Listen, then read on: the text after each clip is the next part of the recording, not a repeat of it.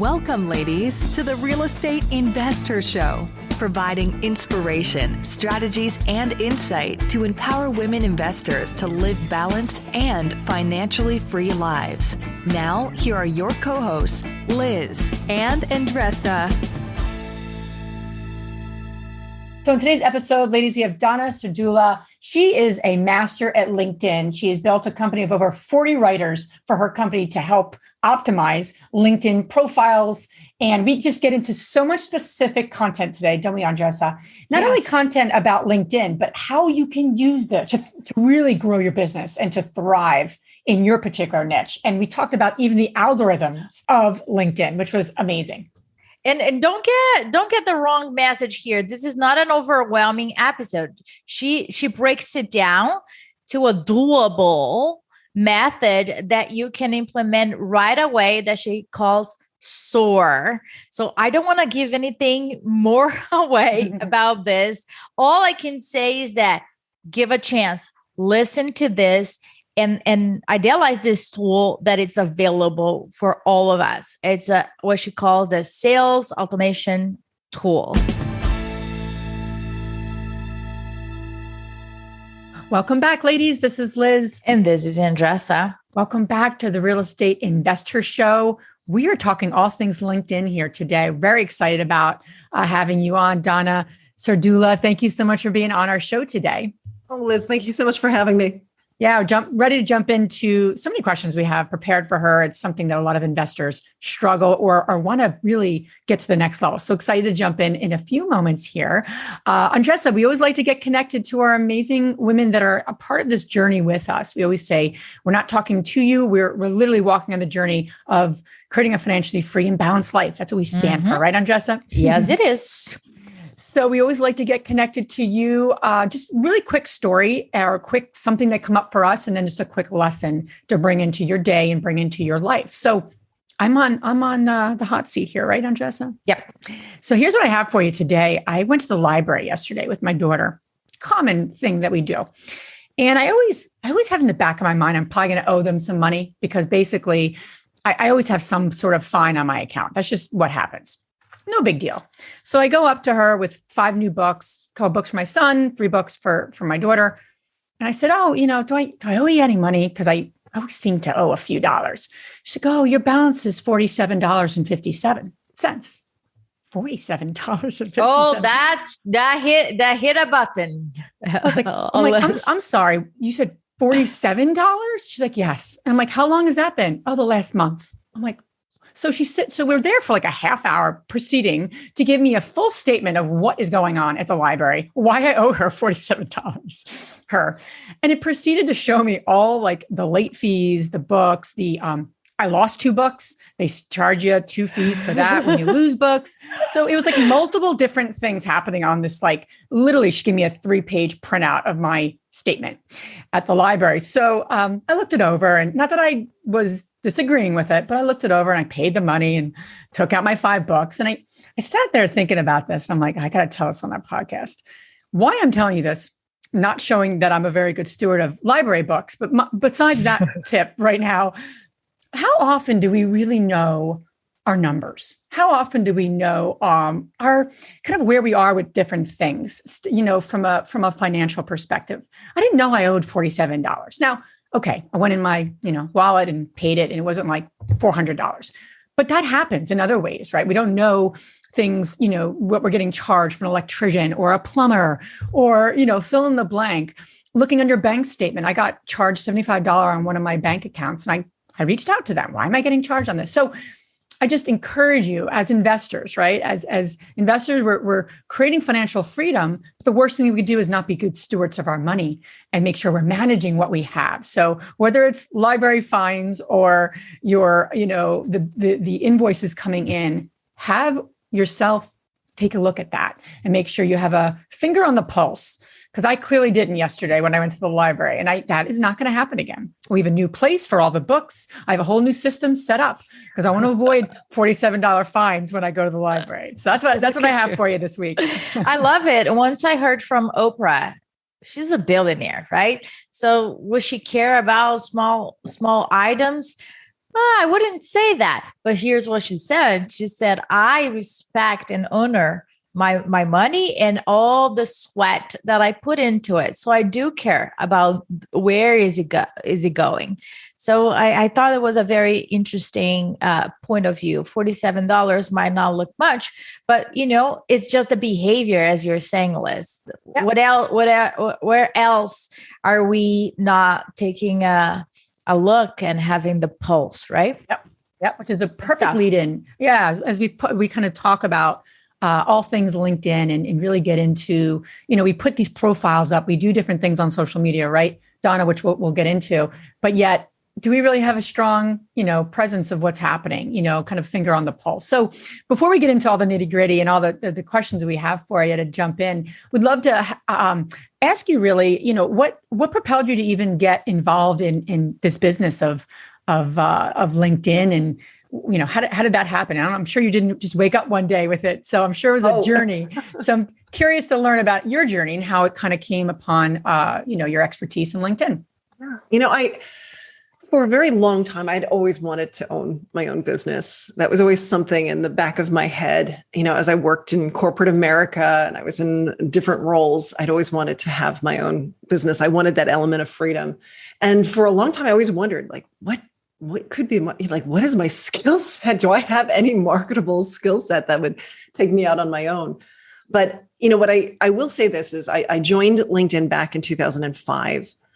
So years and years and years ago. And I didn't immediately love the platform. In fact, in the very early days, I totally didn't see any point to it. It seemed like a huge waste of time.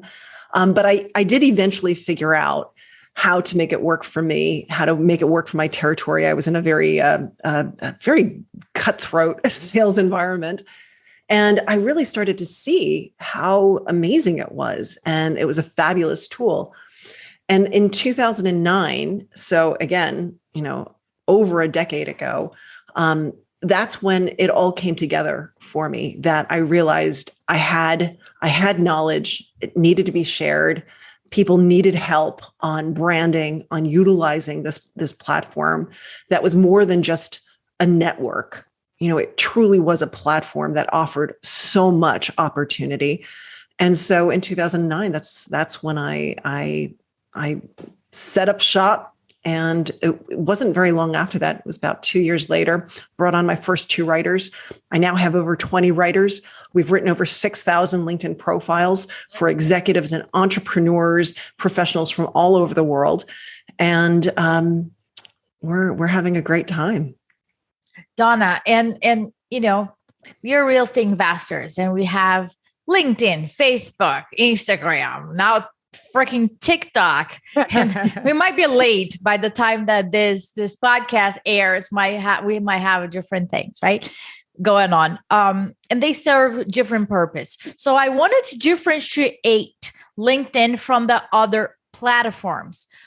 What LinkedIn offers that the others don't, and why should we be there as business owners? So LinkedIn offers a number of things, a number of different components.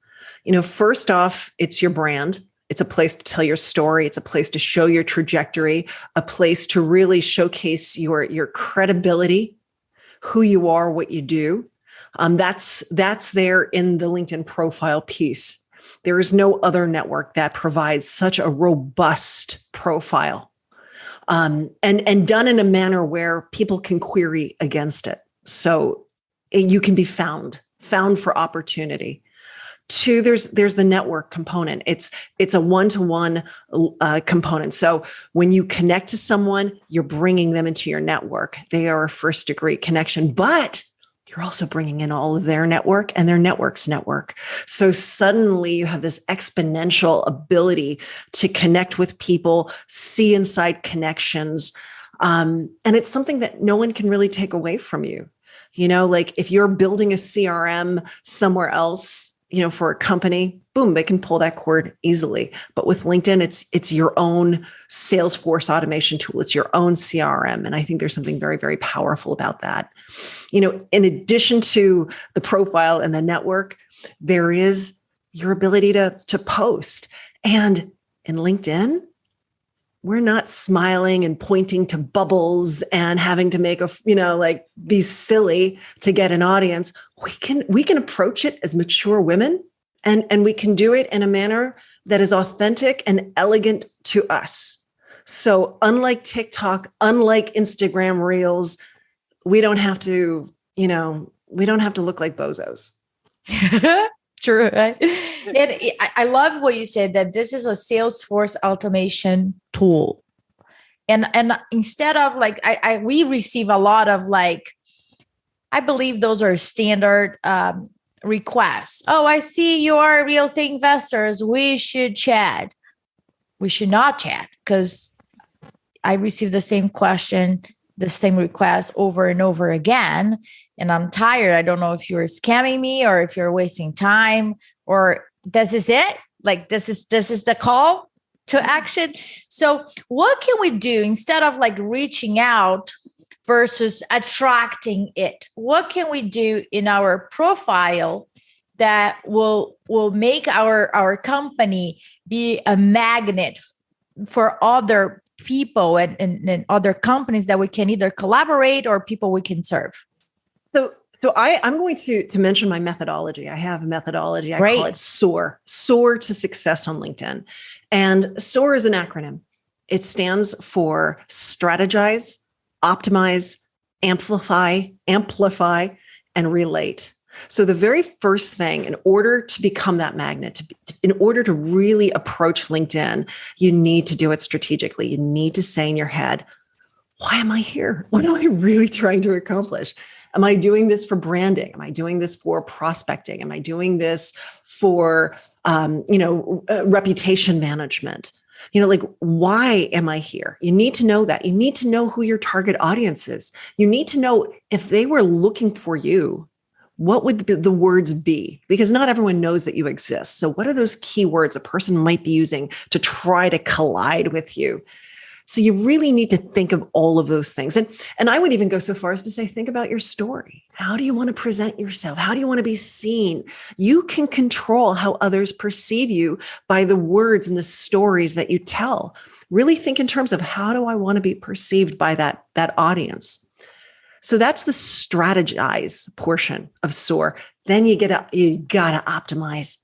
You gotta go in there and really be strategic. We've already done the strategy piece. Write it very specifically and fill it out. Like I said before, that profile is so robust. I mean, you can have your entire career trajectory. And that right there can, for us as women, sometimes like guys look at us and they're like, why are you here? What brought you into this room? Well, buddy, look at my profile. Look at where I've been. Look at what I've done. Look at these accomplishments. They prove, my presence here. Right? So we don't want to just copy and paste a resume, but we want to use it as this manner, this platform, as a professional manifesto to tell our story, to impress and prove who we are and what we do. At that point, and Andressa, if I'm going too deep, just let me know. No, this is great. I'm like listening and just like, tell me more. That's great. But so now this profile is going to act, right, as almost like a calling card, as bait. It's going to be floating there within the LinkedIn ocean. And when people are searching, they're going to find us. And maybe they're searching for us. Maybe they know who we are. Maybe they know that we're going to be walking through the door, talking to them about something. But now we have this profile that's really going to showcase our skills, our abilities, our accomplishments. And so it can create that rapport earlier, right? But there's people who also maybe need someone like us.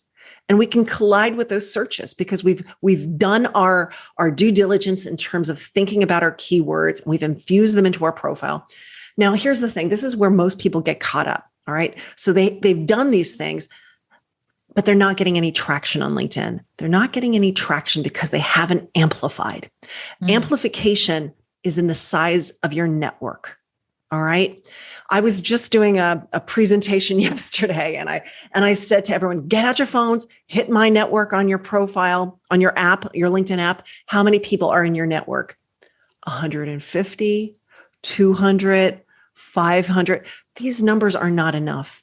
We really need to think about who have we met throughout our career.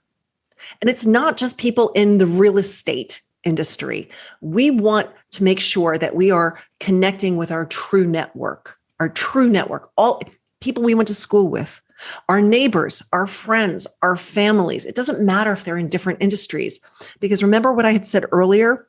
I said, when you connect with someone, you're connecting with their network, and their network's network.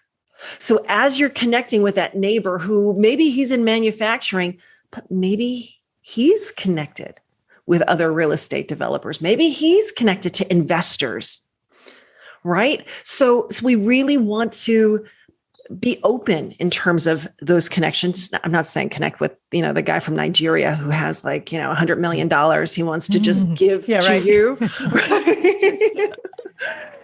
But, be open about it. You need to have a strong network. Without a strong network, I don't want to say vast, but, a forged network, a network where you've really built it and you continue to build it. You continue to connect. Once you have that, then you want to start to relate to people. And that's really the networking aspect. So what does that mean? That means get on LinkedIn. Actually, here, let's say this. You've got your smartphone in your hand, right? Maybe you got yourself a cup of coffee. Maybe it's the end of the day, maybe a glass of red wine. And what do you want to do? You want to go to Instagram, don't you? You want to look at pretty pictures. Maybe you want to go to Facebook. I say this, stop, go to LinkedIn instead, because LinkedIn can actually help you in your career, can help you in your professional life. So yeah, I know you want to go to Instagram, go to LinkedIn and scroll through that feed. And you may find that it's just as engaging and just as interesting as the one over on Facebook or Instagram or TikTok. Yeah. And you start to like and comment, right? This is the big issue with LinkedIn. And that is people are so scared to actually do anything. But that means we've got this great opening. We've got this great opportunity, because less than 1% of their active monthly users are actually creating anything. Less than 1%? Less than 1%. It's ridiculous. So don't think of it like, oh, this is a place I want to be. There's an audience that is consuming this information. They're consuming it. They're just not creating anything. Love that. So it's low barrier to entry, low hanging fruit here. Love that. Yeah. I mean, it's funny because previously I used LinkedIn in my consulting days, in my sales days. And then as I transitioned, I just kind of forgot about LinkedIn. You almost like forget about it. And then as we launched our community, our podcast, and ramping things up on our InvestHER kind of movement, I'm re-engaging with it for a variety of reasons, just personally, right? Just, in terms of, but there's so many ways, companies, collaborators, a lot of investors will use LinkedIn for passive investors, right?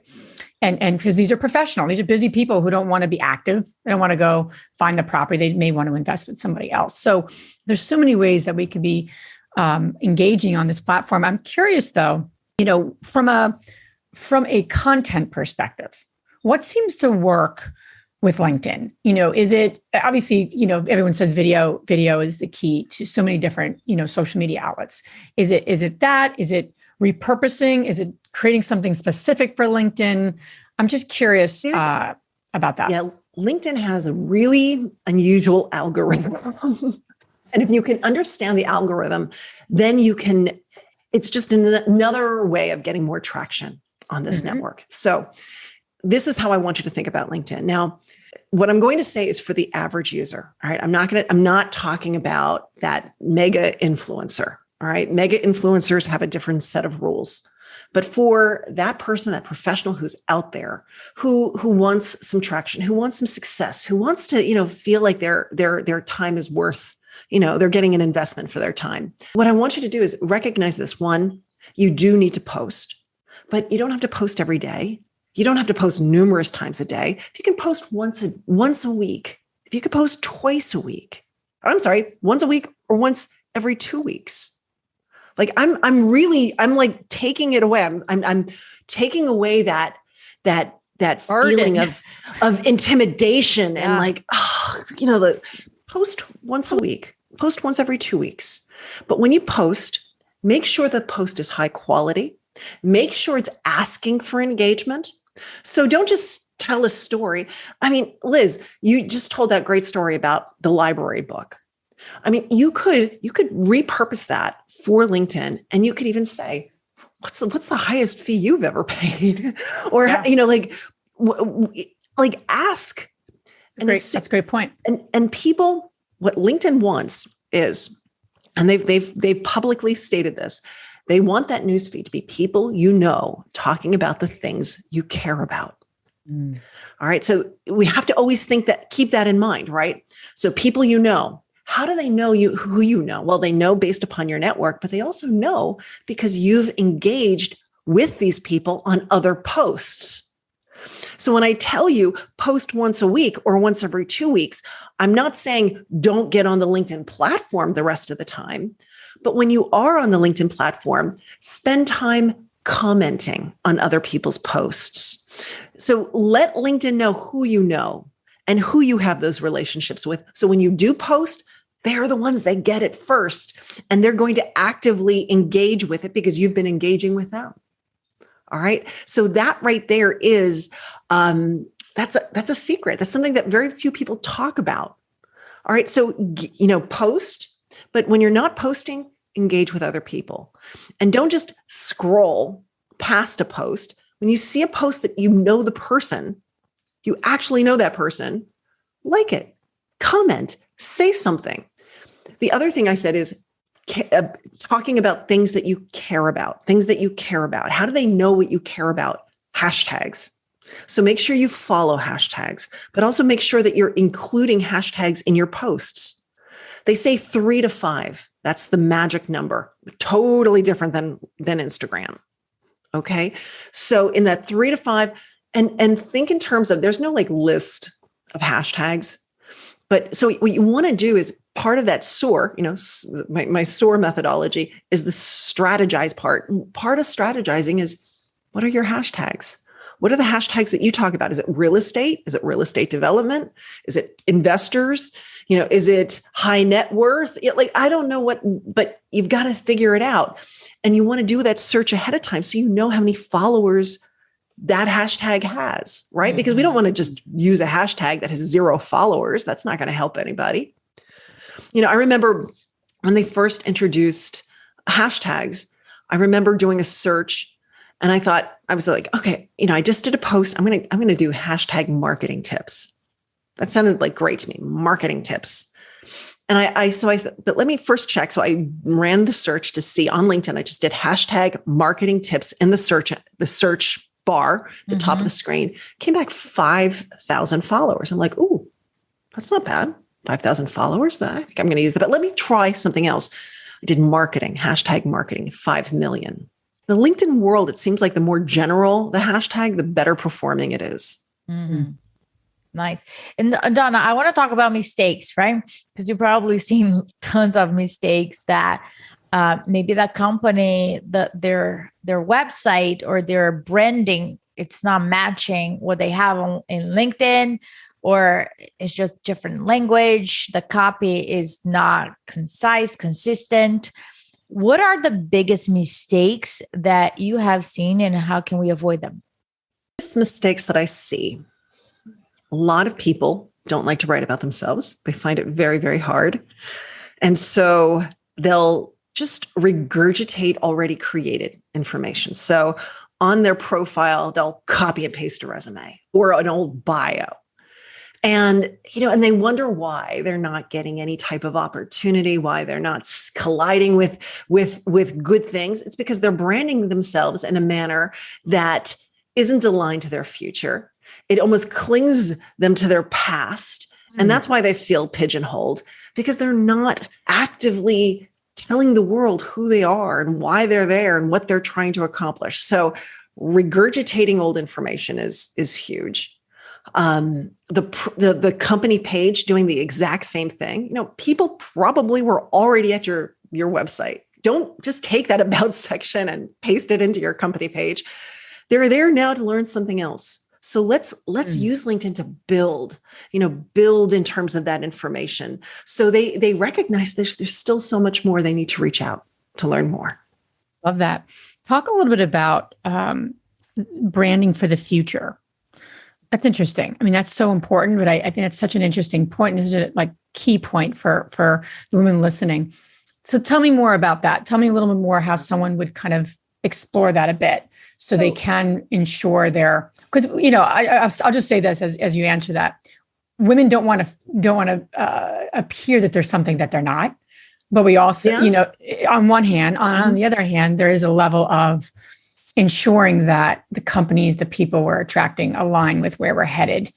If you can. And, when we look at the LinkedIn profile, for years, LinkedIn said, it's just your online resume, copy and paste your online. You know what? Not everyone is on LinkedIn because they're looking for a job. Right. Most people are looking for connections. They're looking for relationships. They're looking for, potential clients, partnerships. They're on it for other reasons than a job. And yet they copy and paste an old, out of date resume and they put it out there. And, this is your chance. People are looking. How about the picture, Donna, from 1995? That's that. You know what? And Andressa, sorry to interrupt you, but I just crazy is it, imagine right? this. Or when you can see the bathroom mirror behind them or a steering wheel, it's oh goodness, you think we'd be further advanced. But no, you're absolutely right. I always say this, people want to do business with successful people, right? It's less risky. Sure. So how can you make yourself appear? How can you make yourself look like that success that you most likely already are? Let's be honest with you. You are, professionally taken headshot. And if you don't have one, go to headshotcrew.com, find a person in your area and just book it. Just get it done. It's surprisingly affordable, but get that headshot. But also, again, soar, right? Strategize. Who do you want to be? Where do you want to go? What is that direction? And I hate to get new agey, but the universe is not going to deliver unless you're ready. And you've got to you have to be very specific, very deliberate. This is who I am. This is how I help. This is what I stand for. This is what I represent. We really need to think this through. And when you write your LinkedIn profile, it's not about bragging. I'm not saying tell me all your accomplishments, but maybe tell me a story that features some of these accomplishments. What are the things that have made you proud? What are the things that you want to continue to do? That's what we focus in on. That right there. When we work with executives and professionals, whether it's on their resume or if it's on their LinkedIn profile, one of the things that I find is hard for them is letting go. Yes, you made some great accomplishments in your past, but you don't want to do them again because that was from your past. We've got to think about your future. What do you want to do? And that's what we talk about because that's what's going to allow you to get found, right, to do it again. That's a great point. I'm totally thinking about my profile right now. I'm I got some serious work to do. So we got the profile. I get that. So I have two questions to follow up on that. You talk about your LinkedIn headline. I'm not even sure what that even is. So can you tell a little more about what that is and the importance of it and maybe some tips on how the women listening can improve that? Why should we improve it? And what do we do to improve it? Oh, Liz, thank you so much for bringing that up because that is such an important point. And it's something that LinkedIn buries. They bury it into the profile and people don't recognize how important it is. So when you are looking at your profile, there's your picture, there's your name, and right underneath your name is the headline. And this headline is not just resident at the top of your profile. Any type of activity that you do, that your picture, your name, and your headline follows you. It's even there in the search results. So if someone is typing in, real estate developer or whatever it might be, and you want to pop up in those search results, When you infuse those keywords into your headline, you're more apt to pop up higher in the search results. And then when the person is scanning those search results and they're looking at the picture, the name, and the headline, if that headline is developed in a manner that is compelling and intriguing, not overly salesy, because salesy turns people off. But if you can kind of convey that you are the solution to, what they're looking for, you're going to get more clicks to your profile. And when they click on your profile and they look through your profile, and that profile is optimized and written strategically to that target audience, conversion takes place. That conversion could be a phone call. It could be visiting a website. It could be downloading a white paper, whatever you want that conversion to be. All right. So in terms of the headline, 220 characters max, who you are, what you do, how you help. Infusing those keywords, the ones that you really want to be found for, the meat and potatoes, the ones that are like the most important. It's hard to do. 220 characters, that's like a sentence. That's less than a sentence. I hired a developer and we created a LinkedIn headline generator app. It's on my website and it's totally free. So if you visit linkedin-makeover.com and you click on free resources, you'll see it listed under the apps. It's the LinkedIn headline generator, but it's a really fun little tool. You girls don't look old enough to remember Mad Libs. Do you remember the game Mad Libs? Mm-hmm. Yeah. I can use the excuse that I'm not from here. I totally did Mad Libs. Yeah. So interesting. What Mad Libs is, it was like a little booklet that you could buy from like Scholastic at school, and it would give you like a story, but the story was missing certain verbs and adjectives. And you'd say to your partner, you're doing it with a friend, you say, okay, give me a noun, any noun, and then you'd write it in and you'd get this really silly story. That was sort of like my inspiration when creating this generator. It says, give me your business title, give me your keyword. And then we roll it together and it comes up into a really attractive, compelling headline that you can copy and paste, but you can also play with it and use it to sort of stimulate and inspire you. But it gives you a structure that very few people recognize, that there is this very specific structure for that headline. I love that. Donna, do you think based on things are really changing in terms of TikTok and the speed, how short the videos are, and the changes on Facebook and Instagram is just like, I believe we're in transition right now and trying to figure things out. What are the latest changes with LinkedIn? And do you think that it will embrace more and more videos, or you think that they will stand where they have been? They tried with stories, which is very much like Reels. It has a bit of a TikTok flair. And it didn't work. They removed it. They got rid of it about 6 months ago. So they did try. What I think they're doing now is they're now inserting a video into the profile picture. And I believe that's the way they're going to now try to get sort of that stories quality back, by injecting it more into the profile than through the newsfeed, which is what they were doing. In terms of the posts that perform better on LinkedIn. So one of the things that LinkedIn has within their algorithm is this thing called dwell time. And dwell time means, like, are they just scrolling, or are they stopping and looking and kind of like, even if they're not actively engaging through a like or a comment, are they hitting the show more to expand that post? That conveys to LinkedIn, oh, this is relevant. This is intriguing. This is interesting.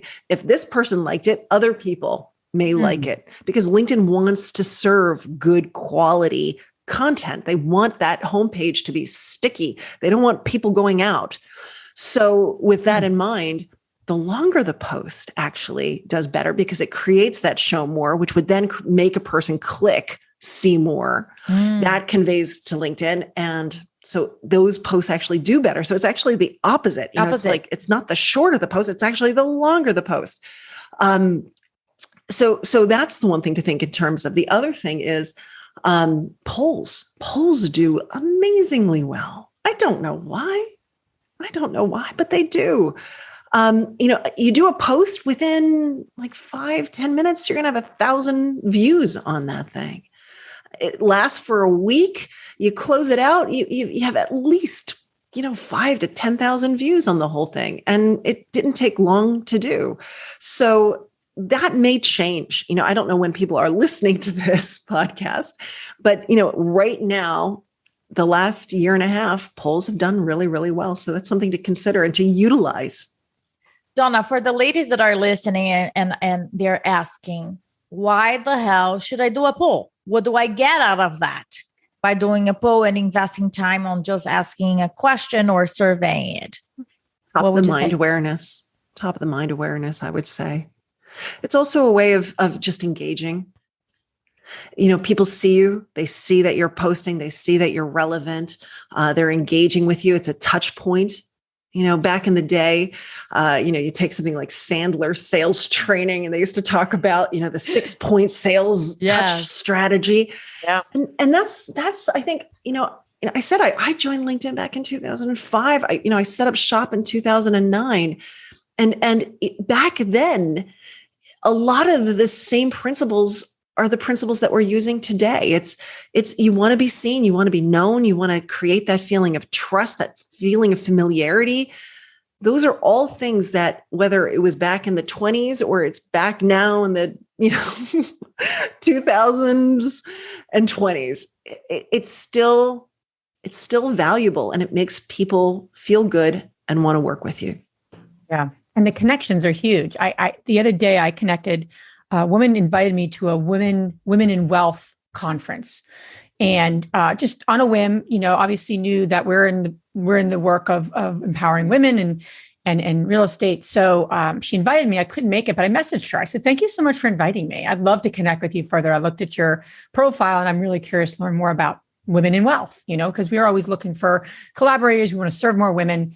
And we had a call this week, and it was a great conversation. There's going to be some potential opportunities to maybe collaborate for her to come to our community, et cetera. But that wouldn't have happened if I hadn't reached out. So I just say that not to make myself look good at all.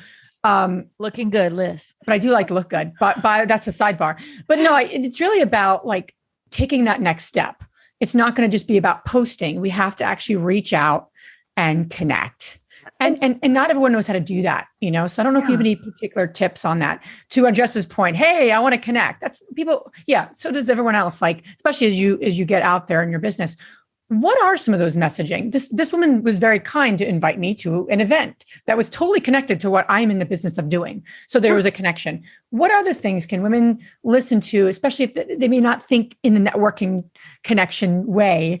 What could they do? What are some of those strategies? So what I like about the way you're phrasing this is how can we connect? How can we network? And I think that in itself is the real key point to all of this. So many times people get onto LinkedIn with this idea of, I need a job, I need prospects, I need leads, I need sales, like give it to me. And there's almost a desperate quality. Which is not good. It's not good. It turns people off. So what I would say is this: approach LinkedIn as this conduit for good, right? So you're getting on it because you want to add value. You want to educate. You want to inspire. You want to motivate.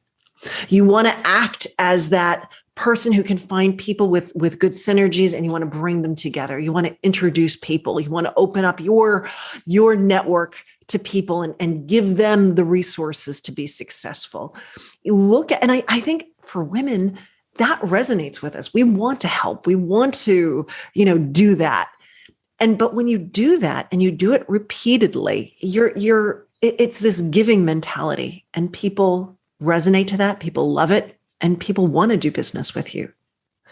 So take that step back and say, let me not get on here and just try to hammer people with here's these properties, here's this, but really look at it and say, how can I help people? How can I add that value? How can I educate? How can I inspire others? And when you do that, and you do it over the long term, and you do it in a consistent manner, people are going to remember you. They're going to know who you are. They're going to know what you do. And when they're ready for you, their phone will ring. Yeah, I love that. Advertising on LinkedIn. Just curious about that. Obviously, on Facebook, a lot of advertising is going on. You can, as soon as you start to do a search, it's like it's in your Facebook feed. Is it different, similar? Is there value to people paying for advertisements on LinkedIn? I'm just curious to get your thoughts in general about that strategy. If you have a high ticket item, it works. LinkedIn advertising is expensive. It's expensive. It's not cheap. So if you have if what you're selling isn't of a high ticket price, you might be better off just organically using LinkedIn in a very natural type of way, and you'll see some good stuff happen. It really, again, it depends on what it is that you're trying, to do. But it is a little bit different. But they have a number of different ways of offering you advertising. It's no longer just like that skyscraper ad on the right-hand side. I mean, they have in-mails, and you can sponsor posts, and they're also now they've been testing like a messaging aspect, which is really interesting. I think kind of harkens back to what Facebook has been doing for a little bit. I think the next aspect to that question, though, is something that a lot of people think about, and is, should I pay for LinkedIn? It's not just the advertising piece, but should I be paying for Sales Navigator? Should I be paying for, a premium level of LinkedIn? And I do believe that it makes sense to pay for LinkedIn. There's an absolute high return on that investment. However, for most people, rather than embarking upon your LinkedIn experience with the thought of, should I pay? Embark thinking, let me use LinkedIn. Let me access it like a tool. Let me connect. Let me have a great profile. Let me keep that updated. Let me engage with my network. Let me post and comment and like, and let me do that. And once you do that for an extended period of time, you will know when it's time to upgrade, because you're suddenly going to feel tethered. You're going to say, wait, I want to see everybody who's checked out my profile, because I just put out that large proposal and I want to see if these people are coming back and looking at my profile, but I can only see the last 5. Well, guess what? You need to pony up some cash to get to the premium to see everyone who's viewed your profile. You may even say, you know what? I want to start reaching out to more people than just those who are in my network. I want anyone to message me on LinkedIn, not just the people that I'm directly connected to. You got to pony up some cash for that. So you will start to say to yourself, I want more. Yeah. Which is great. And I love that, because it's so connected to everything else that, the women listening and our real estate investors will utilize, right? They'll use sometimes the tools that are for free to collect rent for one property or something. And then they start to scale. I'm like, okay, it's time, because it makes sense now. And same thing to what you're saying. Donna, this has been great. I feel like I have more and more questions to ask you. So we got to continue the conversation, of course, but where can the ladies listening learn more about you and connect with you further? Sure. Visit my website, linkedin-makeover.com. That's where you can get the free app. There's tons of free resources there. And we're always here to help people build their profile, utilize LinkedIn more effectively, and really reap the rewards that are there. Awesome. All this information you guys can find on our show notes. Now we're going to transition to our fabulous 3 questions, Donna. And the first one is, what's the most transformational book you ever read? The most transformational book I have ever read. I really did like Think and Grow Rich by Napoleon Hill. That was a really good one. I think that would be the one that I would have to say for you. Did a lot of life-changing thoughts to me. Great. The second question is, what's the most powerful routine that you do to live a financially free and balanced life, whatever balance means to you? What is one routine thing that I do every day? I'm a to-do list junkie. And it's one of those simple things, but in my mind, there's nothing more powerful than being able to sit down and say, all right, this is what I want to accomplish. It holds you accountable. It keeps you moving forward. But it also gives you that sense of gratitude that, wow, I've done something. So it keeps you moving ahead. And so I would have to say it's just that daily to-do list. And last question, which woman, famous or not, has inspired you the most? Famous woman, whether she or not famous woman has inspired me the most. Oh my. I can't say the most. I have some amazing clients that, talking to them and hearing what they've accomplished and what they continue to accomplish. I cannot just say one person. There's just so many, but I have some amazing clients who just knock me over with the things that they've accomplished. Awesome. Donna, thank you so much for being on our show today. Thanks for sharing your wisdom with our community. So appreciate your time so much. Thank you so much. Thank you for having me, guys. Thank you, Donna. If you enjoyed this podcast and want to receive updates on our next interviews, go to our website, therealestateinvestor.com. There, you can subscribe to our show, become part of our InvestHER community, and get updates on upcoming episodes. If you like our show, please share it with other women who would benefit. And don't forget to leave us a rating on iTunes. We'd really appreciate it. And as always, we encourage you to take one action as a result of today's show and put it into motion so you can live both a financially free and balanced life. Thanks for spending time with us. Ciao.